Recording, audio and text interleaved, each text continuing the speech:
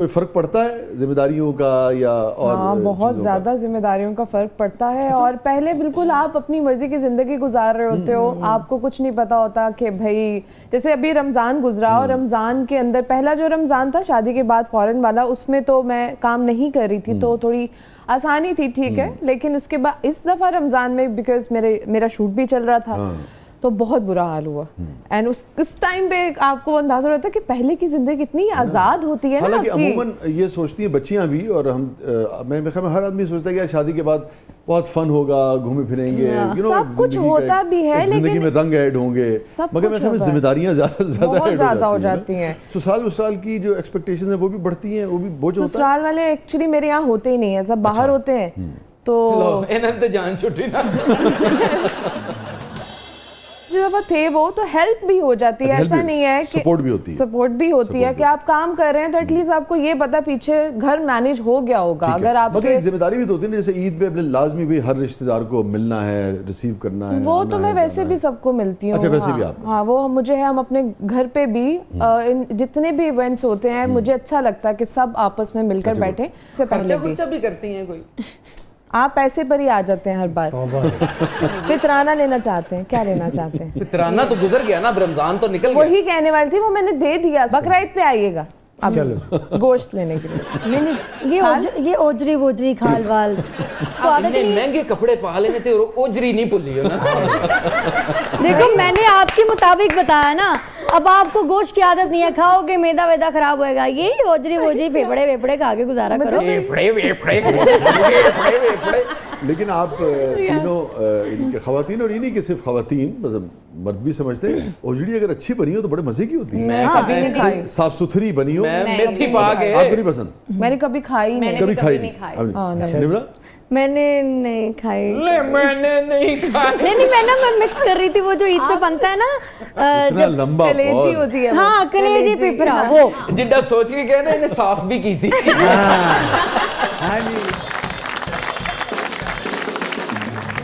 क्योंकि आप पहले भी एक अच्छा काम तो कर रही थी, मगर फिर माशाल्लाह बेपनाह अल्लाह ताला ने आपको मकबूलियत से नवाजा है, खूब पैसे भी आ गए, कहीं तो गल्ला निकल रही हैं।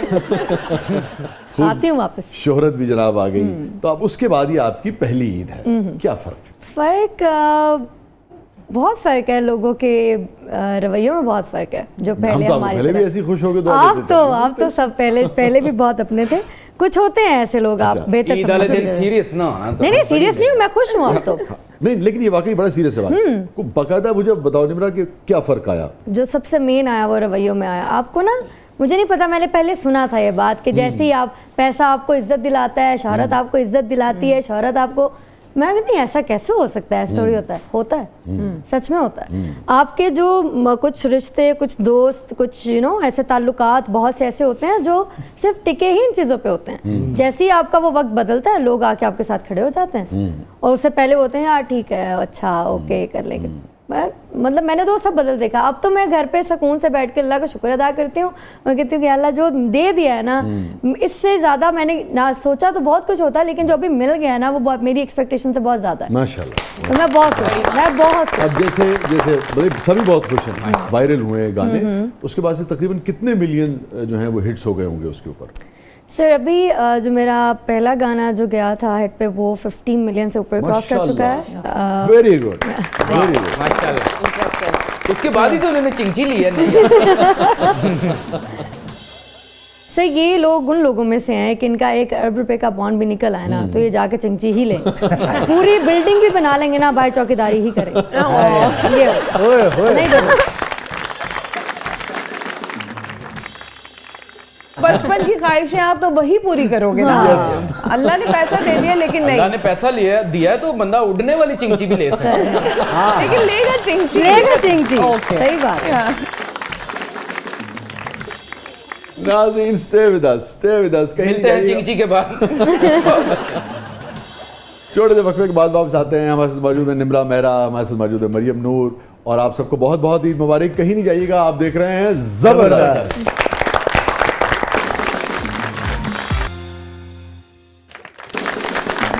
वेलकम बैक नाज़रीन, ज़बरदस्त में एक बार फिर खुशामदीद। आप देख रहे हैं ज़बरदस्त ईद स्पेशल। हमारे साथ मौजूद है मरियम नूर साहिबा, हमारे साथ मौजूद हैं निम्रा मेहरा।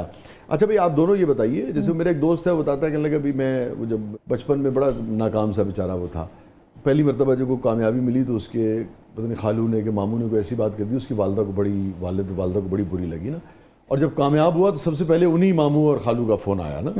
तो ऐसा कोई ख़ास अगर आपको याद हो जो बिल्कुल होता है कि यार बिल्कुल ही देखो कल की कह रहे सीधे आज की कह रहे, या आप दोनों से सवाल है। हमारे एक रिश्तेदार हैं, तो उन्होंने जब मैंने अपना लॉ भी किया तो उस पे भी उन्होंने कह दिया मेरी अम्मा को कि क्यों किया इसने लॉ, जबकि वो आजकल तो लॉयर बहुत सारे लॉयर हैं पाकिस्तान में, और बहुत सारे तो सॉरी मैं किसी को बुरा ना लगे, मतलब कि बाहर भी फट्टे ही लगा के भी बैठे होते हैं, तो लॉ कर लिया तो कौन सी बड़ी बात मेरे कर ली। वकील दोस्तों, ये एक वकील ही कह रही हैं, मुझे I am so sorry, I mean to say कि किसी ने ये कह दिया, तंज किया था, किसी ने ये तंज किया, जबकि और उनके अपने बच्चे कोई भी एक पढ़ा लिखा नहीं है, तो लोग आपको इस हद तक डिस्करेज करते हैं कि अगर आपने डॉक्टर बन गए, आप लॉयर बन गए, कुछ भी कर ले बेसिकली तो हाँ, तो वो आपको यही कहेंगे कि कोई बहुत बड़ा मार्का नहीं किया, तो आप हमें ना आके बताएं। अच्छा, और फिर वही लोग जब कामयाबी आती है, वही लोग आपके फिर ऐसे वो कहेंगे कि हम तो आपके पता नहीं क्या कितने सगे रिश्तेदार हैं। वो कहते हैं हमें भूले तो नहीं, बदले तो नहीं ना। ਉਹਨਾਂ ਦਾ ਹੀ ਵੱਡਾ ਮੁੰਡਾ ਚੋਰੀ 'ਚ ਫੜਿਆ ਗਿਆ नहीं ऐसा मैं ਕਿਸੇ ਦੀ ਕੁਕੜੀ ਲੈ ਗਿਆ ਚੁੱਕ ਕੇ कोई खास सब मैं ਤੁਸੀਂ ਲੋਕਾਂ ਦੀਆਂ ਰਿਸ਼ਤੇਦਾਰੀਆਂ ਤੋੜਵਾਓਗੇ ਹਿਸਾਬ ਲਾ मैंने ना पहले भी एक जगह ऐसे इंटरव्यू में बोला था। देखो होता ऐसे है। भैया एक मिनट मैं पहले वजाहत कर दूं, ये जिंदगी के रवैये हैं, जिससे आप जिंदगी सीखते हैं कि अच्छा यार देखें कामयाबी क्या होती है, नाकामी क्या होती है, लोग क्या होते हैं, और इससे फिर आप ये भी सीखते हैं कि जब आपको कामयाबी मिले तो आप फिर बदले नहीं, आप नॉर्मल आदमी की नहीं, मुझे यही लगता है कि अगर आपको अल्लाह ताला जैसे आपको बुरा लगा था, अगर आप मिसबिहेव करेंगे लोगों नहीं से करना तो उनको भी चाहिए, बुरा never। आप हमेशा मोटिवेट करें लोगों Yes। को। मैं कहती हूँ कोई कुछ भी जिंदगी में कर रहा है उससे को आप बहुत अच्छा काम कर रहे हैं, आप वाह। किसी को क्यों डिस्करेज इंकरेज करें उसे। उनको इतना अच्छा बन के दिखाएं कि आप ऐसे करके अपना पर्स उठाएं, उसमें से कुछ नोट निकालें, उनको कहें कि ये लें आपकी ईदी है। नहीं, पैसों का मैं लेन देन करती नहीं हूँ, माजरत। चलो बचपन से सीखा, learn to say no, so it's a no to you, it's a big no. No. ए जे वो वकील जिन्हें बरी भी होना हो तो फांसी लगा देना।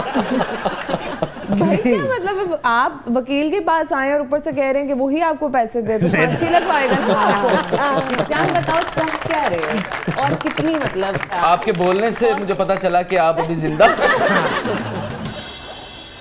तो मैं आपको बता रहा था कि मैं तो ये सवाल इसलिए पूछता हूँ कि भाई जिंदगी के जरा रवैयों को समझा जाए। अब बीच में फूफा चाचा मामा ताया आ जाता तो मेरा की कसूर है।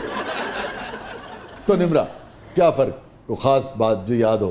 हाँ, बहुत मैंने जैसे तकलीफ दी हो फिर? तकलीफ बहुत सी थी, मतलब हमारे ऐसे मतलब रिलेटिव्स भी ज़्यादा करते हैं जब आप क्योंकि सिंगिंग प्रोफेशन में जा रहे हैं तो लोग इसको अच्छा नहीं समझते कि यार पता नहीं लड़की अब गाना गाएगी हमारे ख़ानदान की, मतलब मैंने कहा खानदान ठीक है, गाना गाना कौन सी बुरी बात है, लेकिन फिर मेरे पेरेंट्स को बहुत बातें की थी। निमरा ने क्या आप तुसी बाथरूम में गांदे रहंदे? मैं एक बात कहूँ, जो लोग बातें सुना रहे होते हैं ना, थोड़े ही अरसे बाद वो खुद वही करना चाहते हैं, आपके पास आ जाते हैं कि ये मेरा जो बच्चा है, है, इसको भी आप इन करवा दें। सही तो बात वो कारमा होता है, वो आए वही लोग आपके सामने आते हैं। असल में आपकी कामयाबी तो यही है ना। यस। और जब कुछ हो जाता है फिर वो बता रहे होते हैं ए मेरे भरा दी बेटी है, ए मेरी भैन दी बेटी है, ते साडे फुफ्फो दी ताए दी बेटी है, तो ऐसा जुमला जो बिल्कुल से कहते हैं गड़ गया हो दिल में। अच्छा, वो बहुत एक मतलब अभी अल्लाह मेरे माँ बाप को जन्नत में जगह दे आमीन। और उनके दर्जात बुलंद करे, और जिन्होंने कहा अल्लाह उनको भी दे हिदायत, पता नहीं इंटरव्यू देखेंगे कैसा बिहेव करेंगे। उन एक लफ्ज़ था जो मेरे बाबा को बोला गया था जब मैंने काम शुरू किया था, तो मेरे बाबा क्योंकि आगे एक शेल्टर थे, वो कहते थे कि मेरी बेटी है, मैं डिसाइड करूंगा वो क्या करना चाहती है क्या नहीं, आप लोगों का प्रॉब्लम नहीं है, वो जो करना चाहती है मैं उसके साथ हूँ। वो साथ थे हमेशा, आप तो बेहतर जानते हैं, साथ आते भी। हाँ, मुझे बहुत, मैंने हमेशा तारीफ की। बहुत तो उन्होंने मेरे बाबा को एक लफ्ज़ बोला था, वो एक गाली है, एक लफ्ज़ एक ऐसी जो मैं यहाँ पे शायद ऑनर नहीं बोलना चाहती। उन्होंने वो एक स्पेसिफिक लफ्ज़ मेरे बाबा को बोला, तुसी ए हो गए हो, ख़त्म हो गई, शर्म ख़त्म हो गई, ये वर्ड बोला गया था मेरे बाबा को इन फ्रंट ऑफ मी। मैं खड़ी थी वहाँ पे और उनको कोई बात बुरी लग रही थी।